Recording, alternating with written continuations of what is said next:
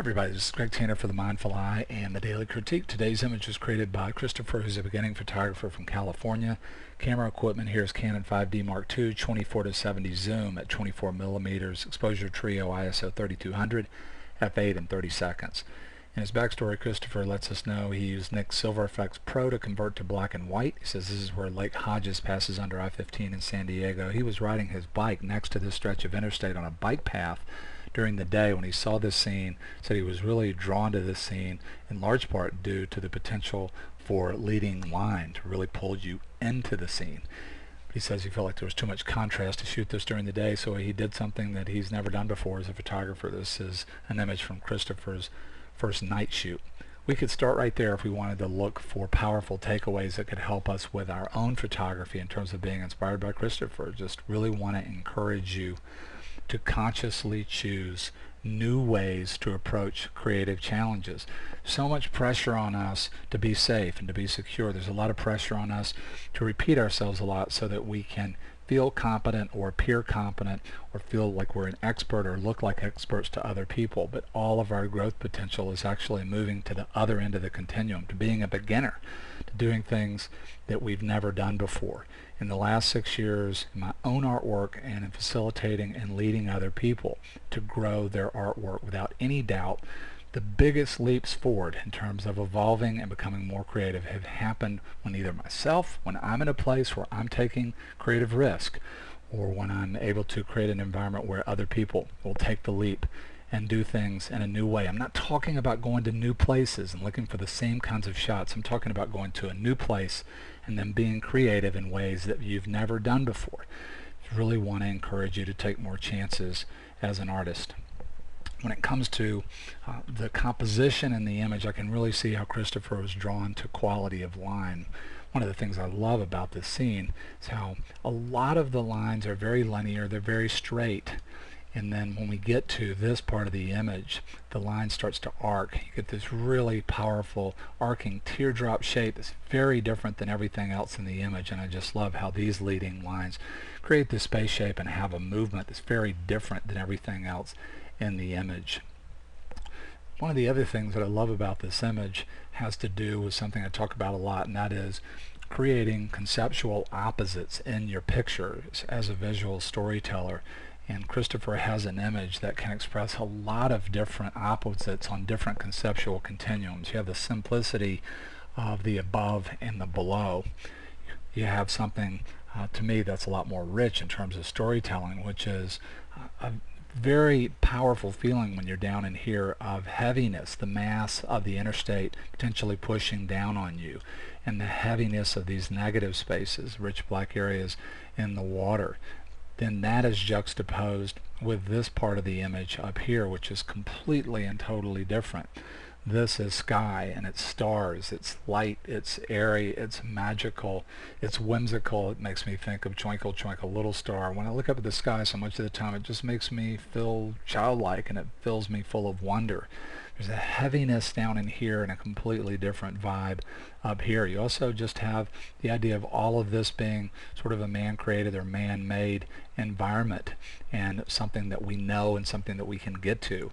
And then the top part of the shot is the ultimate wilderness, moving out into outer space and the unknown. So I just really love the way this part of the scene has been emphasized, both literally and in the reflection, because it's different. And then I also love the fact that it is conceptually opposite of all this other information in a lot of ways. I'm biased to high contrast black and white, so I really enjoy the way that Christopher has converted this. I really like a scene where you have the potential to express pure black and pure white, having those values, and then really nice local contrast on the grays that are in between. And I'm seeing that here. When it comes to perfect world variation of this image, one of the things that I think about is potentially accentuating this part of the composition even more. One of the things that is sort of intuitive and you can think of to do right away, you could say, if I want to accentuate this, then let me add some contrast to this, or let me add some brightness to it. If we're working in color, we could say, let me saturate the colors there, warm them up, things that would add to this as a positive space shape or subject. So much of the time I will move towards something that's more subtle. I'll actually try to devalue things around my main idea. to help that to come forward. And one of the things that I see when I look at this image is some bright spots of very small areas of contrast. Remember, contrast is the thing that draws the eye the most. These spots coming out of a dark negative space are competing with the same pattern, but it's happening in a much more delicate way in the sky. This is competing with this as a subject, so I think about digitally gardening some of these spots out to simplify this as just a unified negative space.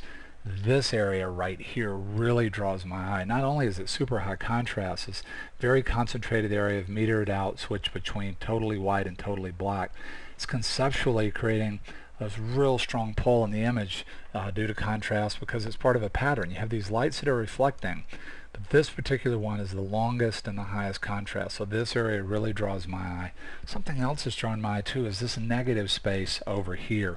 One of the things that's happening in this image is that in the top part right now there's a really strong sense of symmetry, this sort of being in the middle. And by putting this in the middle, it doesn't have a weight, this dynamic that's off center. The part of this shot starts to move away from almost perfect formal symmetries down the lower part.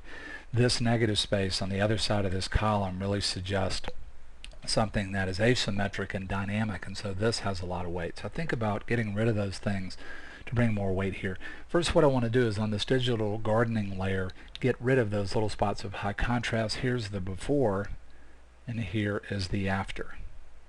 Here's the before, and there's the after. I'm always amazed myself, even though I do this kind of work to images where I feel like it's appropriate to change editorial content. I'm always amazed at how just removing tiny areas of very high contrast can radically change the way we might view the image and move around, or where we might end up arrest. One more time, here's before or after. I'm not saying that either one of these is better, but I'm saying that I am definitely getting a very different feeling from the two. Would love to hear your feedback of that. After the change, I feel like I can spend a lot more time and rest a lot more in the middle of the shot. Once I get to there, I might consider a crop to deal with this negative space over here. One neat thing about the potential of the crop here is not only will it make this lower part symmetrical, it's going to take the middle of this and push it just off center to the right, which will help to make this the dynamic placement and this more symmetrical, which could draw more attention to this as a subject. So here we go. I'm going to just come over to the edge of this column right here and crop. Here's the before, and here is the after. One more time, there's a before and there's the after.